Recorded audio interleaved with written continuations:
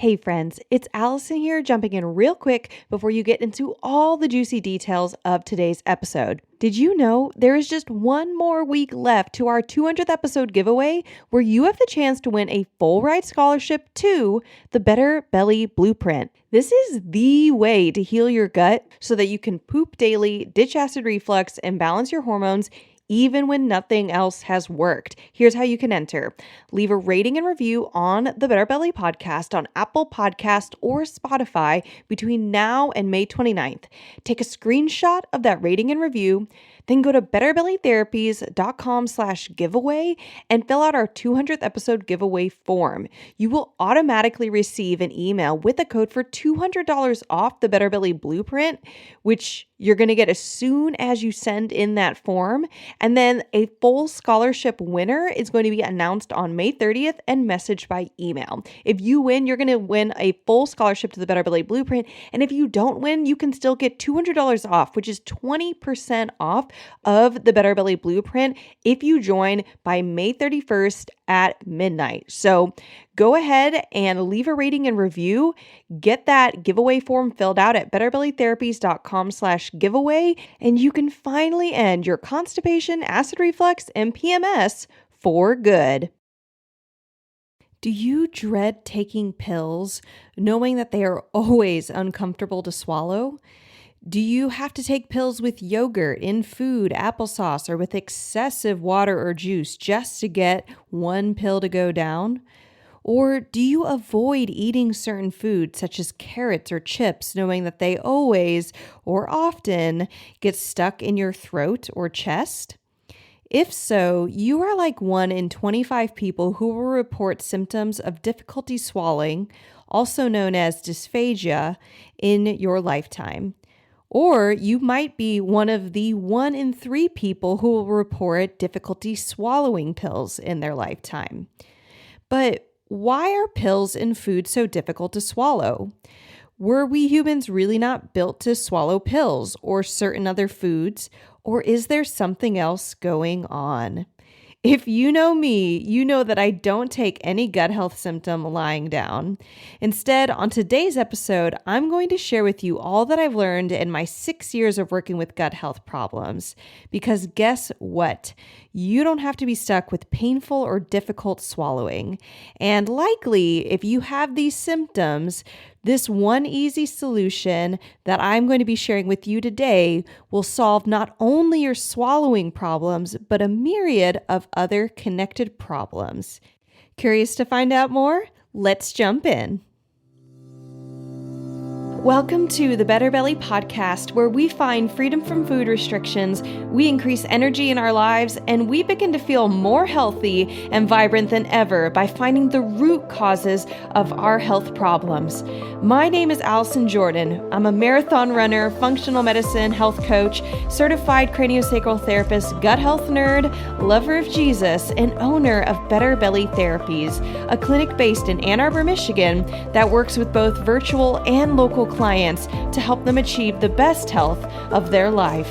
I am here to walk with you on your journey to a better belly and a better life.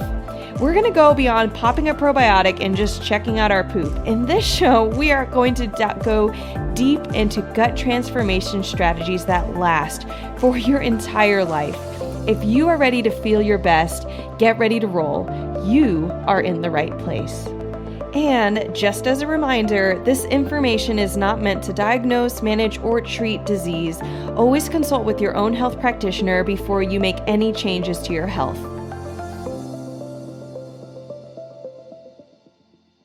Today's episode is a continuation on a conversation we've been having the past few weeks on fascia.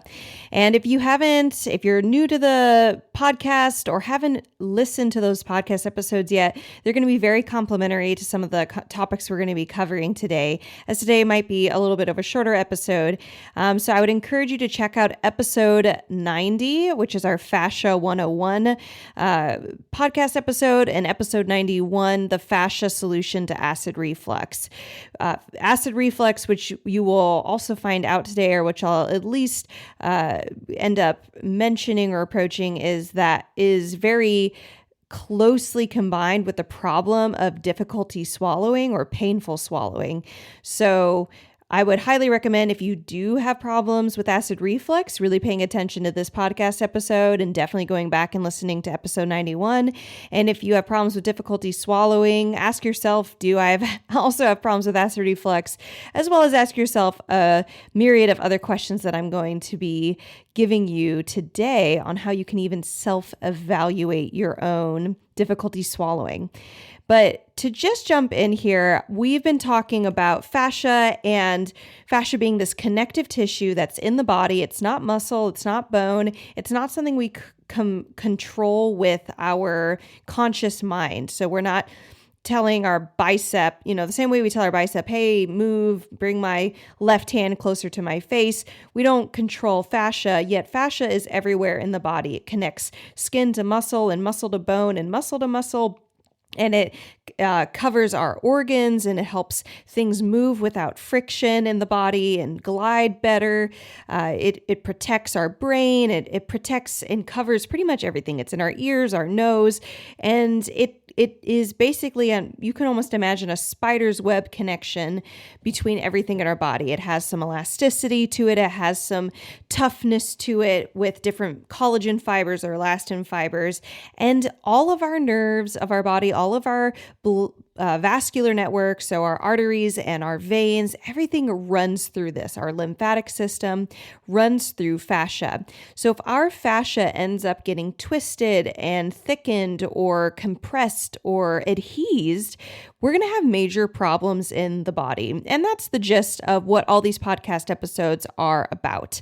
And then on top of that, talking a little bit about, sometimes we're going to be adding in some anatomical references, because I think people are familiar with, oh, I broke a bone, and they have a concept of like, it was my humerus or my femur or something. But we don't really talk about fascia that often. So it's, other than it being this ambiguous, oh, my fascia has a problem, there's actually different fascial structures that have names. I mean, way more names than even the number of bones and the types of, if you've ever studied anatomy in high school or anything, and you can remember studying bones and muscles, if you thought there was a lot of names and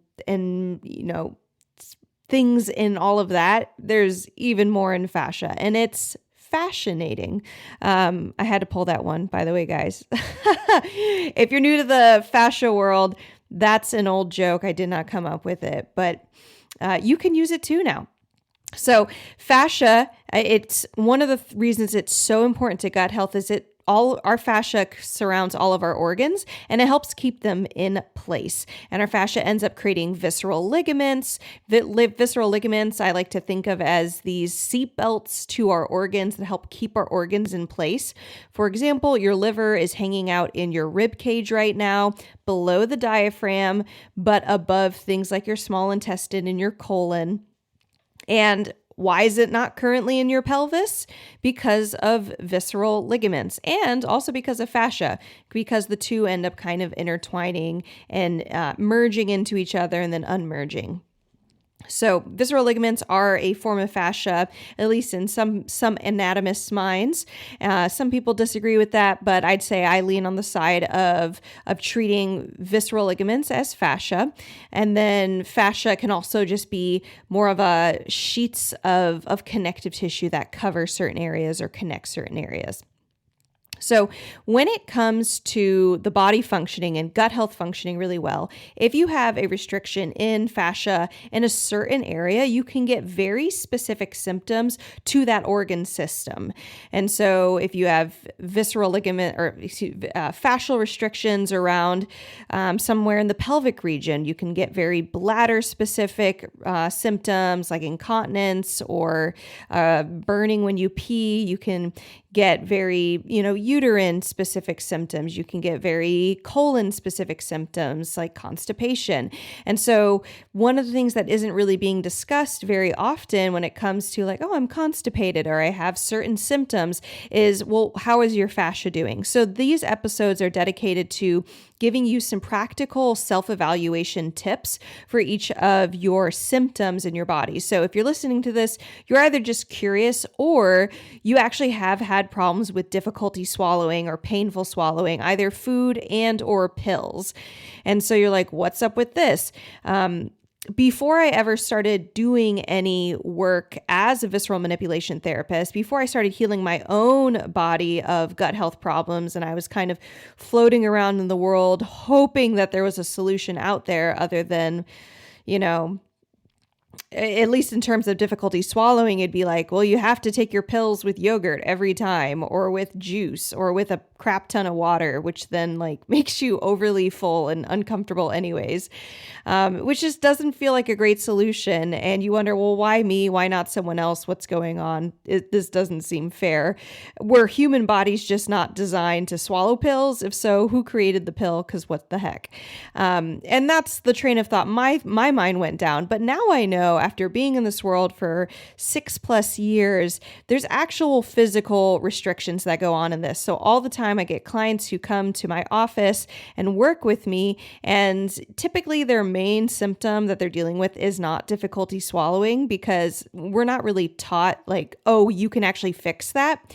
But it's a very common symptom, as I noted at the beginning and the intro of this podcast episode. 1 in 25 people are going to notice will report difficulty with food, but 1 in 3 will report difficulty with pills.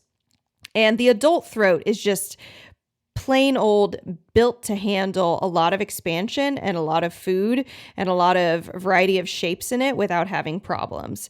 And so let's just put that aside and assume that a physical human body, an adult human body, is going to should be able to swallow something. So why can't it? And what I found through all the body work that in particularly visceral manipulation, which if you're new to the podcast, you might not have ever heard of visceral manipulation before, but it is a manual therapy technique that can be learned by any type of body worker. So that could be a chiropractor or a PT or a massage therapist, acupuncture, things like that. But it's a additional education that's not built into any single training curriculum for, you're not going to be like, hey, if I go to any PT, they'll know what this is. That's not true. But it's additional education that someone can add on to if they're a body worker. It's something that I received myself and had a just huge change in my health, which you could listen to on episode 1 of the Better Belly podcast, which I'll put in the show notes. And then after I received it, I started pursuing learning it as a massage therapist because it was so impactful. As I was doing more and more visceral manipulation and focusing more and more on GI symptoms in particular, I started noticing that my clients who maybe came in with constipation or neck and shoulder pain or heart palpitations or whatever, that was their focus. But then they were also, I'd do an evaluation, find a restriction in the esophagus or at the top of the stomach or at the diaphragm. And then they'd also report, I also have difficulty swallowing in said area where I was evaluating. I thought, oh, that's interesting. I'm consistently finding that this other symptom that people just don't think can get better, so they don't really mention it to me typically in their intake form, although now I do ask people specifically, do you have difficulty swallowing? Because I just want to screen for it. And a lot of people do.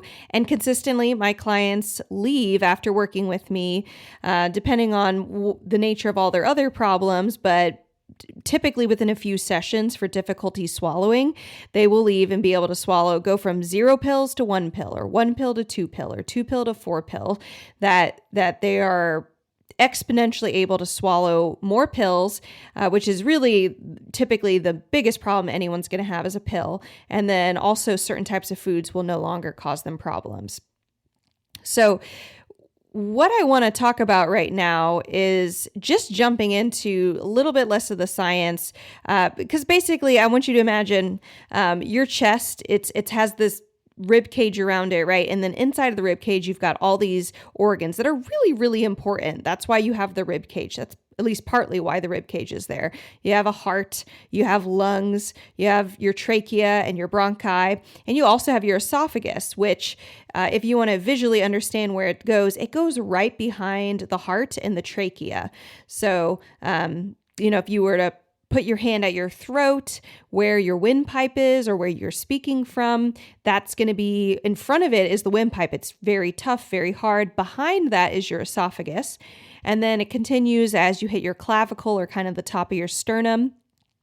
That trachea continues, the esophagus continues. The esophagus then starts to deviate a little bit to the left, swings behind the heart, and ends up connecting to the stomach.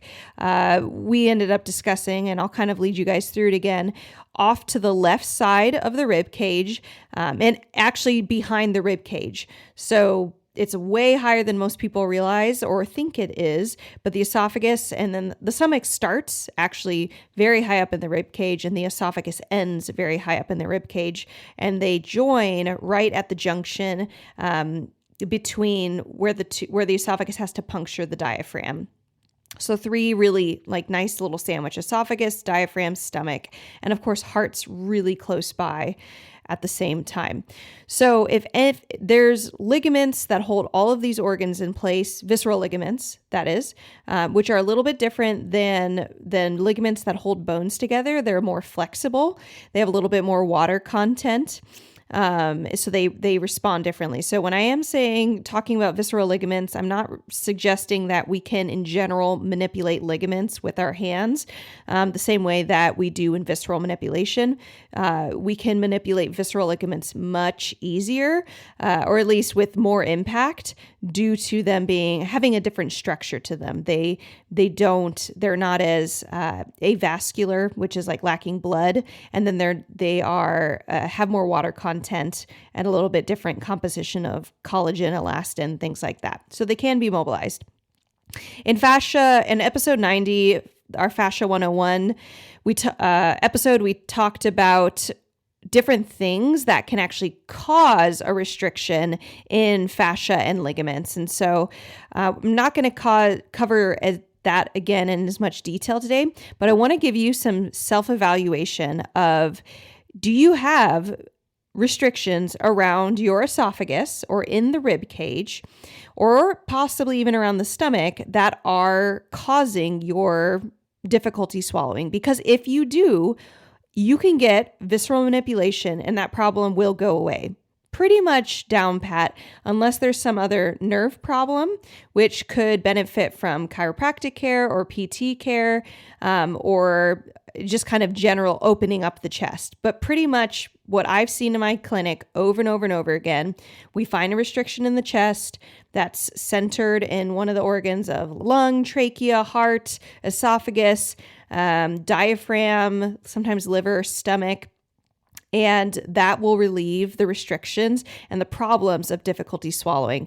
Pretty cool, right, guys? Okay, so here's what you can do to evaluate yourself, though, to say, do I actually have restrictions in my body? Because you're going to get other symptoms or co-symptoms with that on top of difficulty swallowing. So if you have difficulty swallowing, one of the first things that you can do, and that I would encourage you, is put your hands on your rib cage, both the left and the right side, and bring your fingers together until they meet at the bottom of the rib cage where the 2 ribs come together. That's the bottom of your sternum. It's called the xiphoid process, if you want to know that. And then I want you to just slowly put your fingers, kind of 1 finger width at a time, up your sternum, and just give yourself a little pressure on the sternum itself. And I want you to notice as you walk up the sternum with that finger pressure, do you find tenderness? Maybe the whole thing is tender. That definitely happens. More often, there might be certain areas that are extra tender. And that's something to keep in mind. If you do find a spot on the sternum that feels extra tender, I want you to ask yourself, is that a spot that you tend to find that food or pills might get stuck? If you're, maybe not every time, but if you're like, oh, if something gets stuck, it always feels like it's right here in my chest. That's very common with my clients, where I'll do an evaluation, visceral manipulation technique, and then say, find a spot on their chest, ask them, is this where food tends to get stuck? And they'll be like, yes. So it's kind of like a fun little magic trick. And it's something that even if you don't have as much training as I do in visceral manipulation, that tenderness can give it away. Because I will often also ask as follow-up, is this area also tender when I press it? And I'm not using tons of pressure. The goal is not to break the sternum, but definitely even a little bit of pressure in that area can egg that on. And part of that, which I discussed in episode 91, where we also did a similar evaluation technique for the stomach, is that there's going to be ischemia, or what is decreased blood flow in that area due to the restriction behind the sternum. And so that area will be then tender. There's also likely a problem where the muscles of the rib cage are having to work extra hard in that location to lift the rib cage every time you breathe, which is about 20,000 times a day. And so that muscular area can also get irritated or just be kind of tender because it's basically having to work too hard. So that's one thing you can do. A second thing, though, is also then, so you have your fingers on the sternum, drift to the left a little bit so that you have your fingers, you're feeling more of the ribs or the rib attachments to the sternum. And then you can also feel the spaces between your ribs, which is going to be where the muscles of the ribs are. And I just want you to press, again, one finger width at a time. So onto the bone, onto the empty space with the muscle, bone, empty space, and just go up the sternum again, or up the rib cage again, and notice, do you have any sensitivity? Because that slightly left favoring side of the sternum is going to be, especially on the lower part of your body, is going to be closer to where the esophagus is. And then for women in particular, if you are a woman, you can even use your breast tissue as guide. For men and women alike, we don't really go past the nipple as in terms of where the esophagus is going to meet the stomach. It doesn't really go past that border. But as long as you're kind of in the midline of that or midline of your breast tissue, you can even press around in there. And the esophagus typically is connecting at what we call the midclavicular line. So that there might be more tenderness over there opposed to the sternum. But those are some different areas you could look for tenderness in the sternum, and that would definitely correlate with difficulty swallowing. It can also correlate with some other restrictions viscerally in the body. But staying on specifically just difficulty swallowing. Number 2, another thing you can do to assess, is this possibly a visceral restriction problem or result of a visceral restriction that you have difficulty swallowing? I want you to put your hands on your rib cage, and we're going to do a lifting and dropping of the diaphragm exercise. And the one trick to this exercise is to remember that we're not using our breath to lift and drop the diaphragm. The lung breath can, while it does lift and drop the diaphragm, it can actually make it more difficult to isolate certain muscles. So the way this exercise works is putting your hands on your rib cage gives you a little bit extra receptivity, a little bit extra input in your body of your ribs, whether or not they're moving. And then first, I want you to lift the ribs and imagine actually pushing out the ribs. So what you would feel under your hands is your rib cage maybe expanding, getting bigger, and then maybe slightly lifting. So it'll feel like your rib cage is getting wider. And as you do that, see if you can even suck in your belly a little bit. If you're pregnant like me, you can still do this. It's actually a really great mobilization technique for all of your fascia, both when you're pregnant and when you're not pregnant. But it also is a great test for can you do this? And a lot of my clients who have restrictions in specific ligaments and organs cannot do this. So again, I'm kind of doing it with you guys to see if there's any other guidance I can give you, but hands on rib cage. And just unrelated to your breath, because I'm actually doing it while I talk, so it's kind of separated from my breath. Lift the rib cage, so you imagine widening it. Should feel your hands lift out, the rib cage widen, and then also suck in the belly. And that's you really lifting the diaphragm, unrelated to breath. Secondly, you can relax the rib cage and then push out the belly. Again, pretty much unrelated to breath. Push it out. See how far you can go. Can you go very far at all? And this is another direction that can show a visceral restriction or a fascial restriction in the area of the diaphragm. And it might not be the diaphragm specifically. It could be above the diaphragm in the lung pleura or the heart or the mediastinum. I'm using some fancy terminology just to show you guys that there's very specific regions of the body that can be restricted. And it can also be below the diaphragm at the liver or at the transverse colon or at the stomach, at the spleen.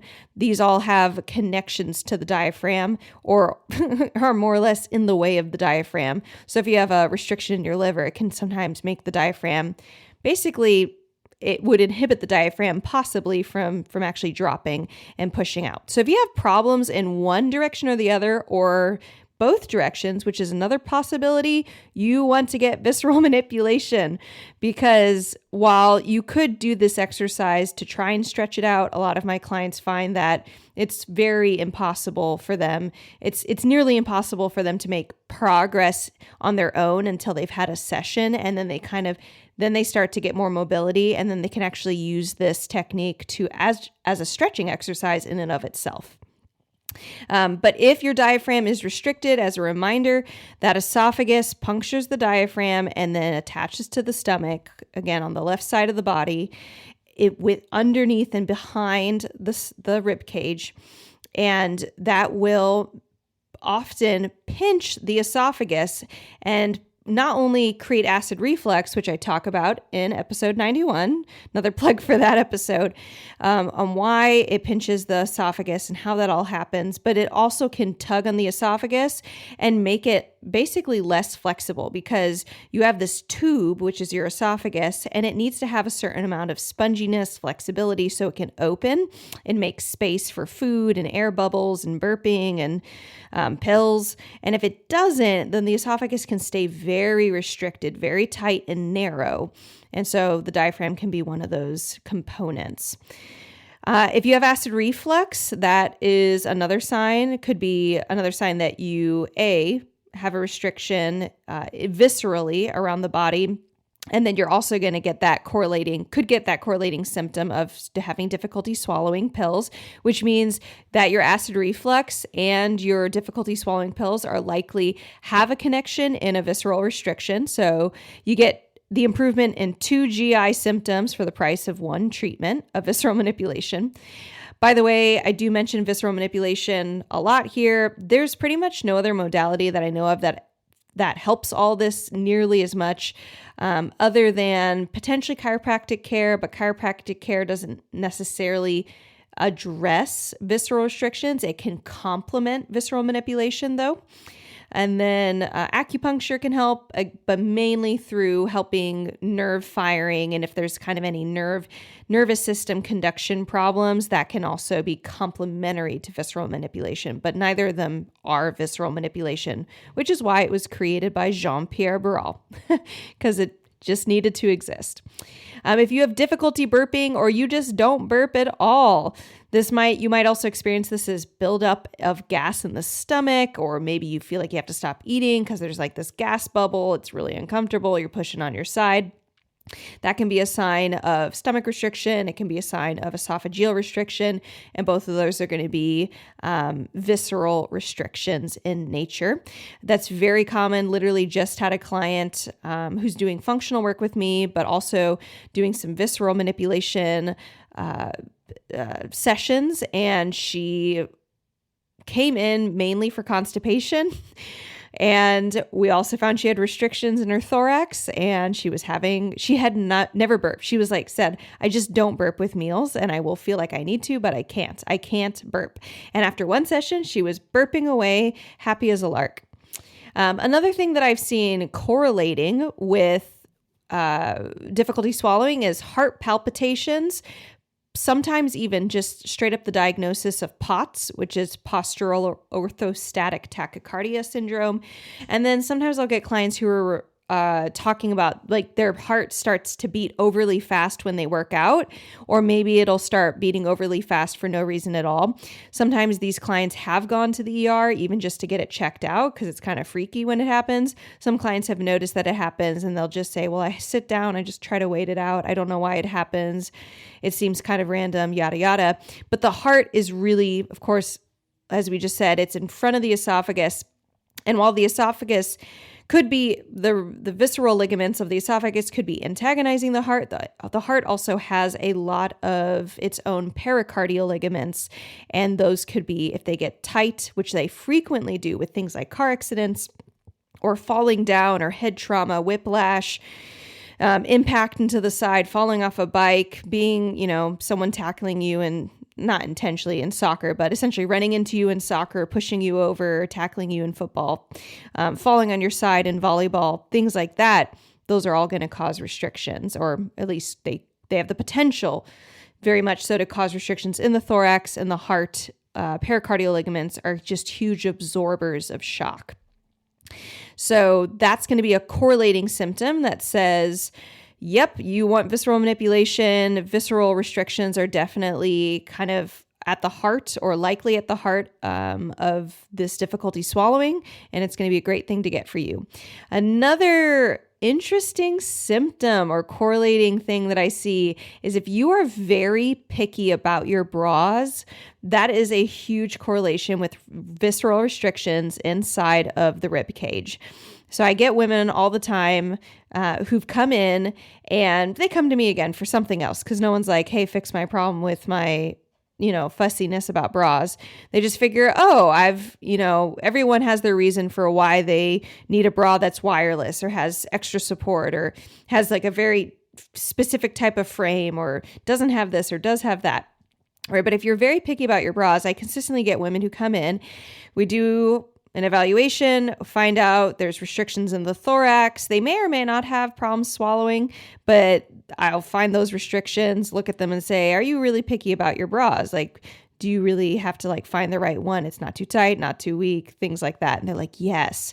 And then we have a couple sessions where we're releasing restrictions in the thorax, that's the rib cage, and suddenly their sensitivity to their bras goes way down. They're able to wear different types. Maybe they're able to wear no bra at all, which maybe was a problem for them in the past. And a lot of times it's because of how, if you have a piece of fabric that's kind of tight around you, and then it's tight in the exact wrong spot where you already have a restriction, it basically doubles up the compression that restriction is causing internally. So you have something internal that's pulling inwards, and you have something external that's pushing inwards. And now that area of your body is extra compressed and has to work extra hard to breathe. You can cause a lot of shoulder pain because of how the lungs have an attachment to the cervical spine via the pleural ligaments. It can cause a lot of irritation and swallowing, or just stomach, GI, bloating even, breathing difficulties with bras, you name it, kind of can be massively exacerbated by fascial restrictions inside of the chest or inside of the rib cage. So sensitivity to bra style is a major sign of restrictions in the rib cage. And then the best solution is just to fix the base of the problem, not to be so picky about bras, because you'll probably also improve your achiness of your shoulders. You're not going to battle pills to swallow if that's also correlating. Often see a correlation and acid reflux being a problem, and that can go away.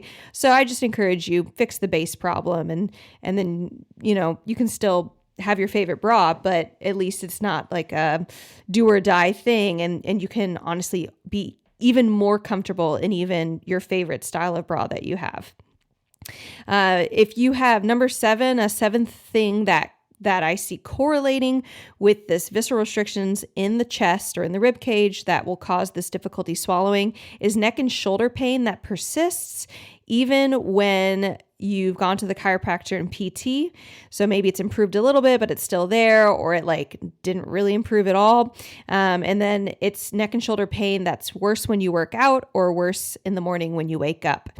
And that has to do with the restrictions that are likely involved, which is pleural ligament, which we covered in last last week's episode 91, pleural ligaments attaching from kind of coming up, sneaking up through your first rib and attaching into the cervical spine, pulling on the neck. So when you work out and you're breathing more and those lungs are pumping more, or you're doing core exercises and you're kind of crunching, or your head's elevated by a pillow and those pleural ligaments are shortened at night by that pillow, then you're going to get extra neck pain that persists, again, even after seeing a chiropractor or PT. TMJ is another big one. I've seen this on several clients, really bad TMJ. And my 9th one is chronic headache and migraine, just to let you guys know. Those two are technically separate. They might not come together, but they're in the same problem area, that esophagus. If it's, say it's like kind of anchored and weighed down by a restriction at the stomach or in the middle of the chest or in the upper chest, even kind of close to the top of the sternum. This again would be the tissues behind the rib cage. But if that esophagus has a restriction, it's going to pull on the mouth. It's going to pull on the jaw because that esophagus goes all the way up to the back of your throat and to right where you swallow. So that is going to be something else that you'll see that pulling, and then there'll just be this huge fascial tension in the jaw and in the mouth and in the cheeks and sometimes in the ears, and you'll get this wrapping around the head.